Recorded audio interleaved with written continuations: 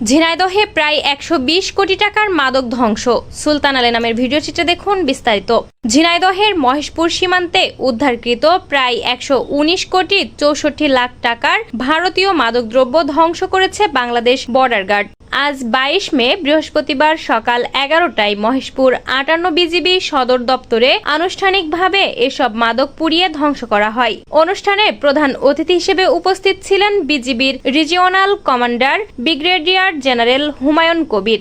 বিশেষ অতিথি হিসেবে উপস্থিত ছিলেন Kushtia BGB sector commander Ahsan Habib. স্বাগত বক্তব্য রাখেন ৫৮ বিজিবির অধিনায়ক লেফটেন্যান্ট কর্নেল রফিকুল আলম। এই মাদক ধ্বংস অনুষ্ঠানে ঝিনাইদহ, চুয়াডাঙ্গা ও কুষ্টিয়ার প্রশাসনিক কর্মকর্তা, নির্বাহী ম্যাজিস্ট্রেট ও প্রিন্ট ও ইলেকট্রিক মিডিয়ার সাংবাদিকবৃন্দ উপস্থিত ছিলেন। মোট ১২ ধরনের মাদক ধ্বংস করা হয়, যার আনুমানিক মূল্য ১১৯ কোটি ৬৪ লাখ ৮৩ হাজার ২০২ টাকা। ধ্বংস হওয়া মাদকের মধ্যে ছিল ২৫,৮১৩ বোতল ফেন্সিডিল, ৩৮,৯৮০ বোতল মদ, ১৩০ কেজি গাঁজা, ৬৫,১৭৪ পিস ইয়াবা, ৩৭ KG heroin, ৭৯ KG cocaine, ৭ KG ice, ২৯ বোতল এলএলডি, ২১,৩১৬ পিস ভায়াগ্রা, ৩০,০৭০ পিস ট্যাফেন্টাডল ট্যাবলেট, ৯,৮৪৫ পিস ভারতীয় ওষুধ এবং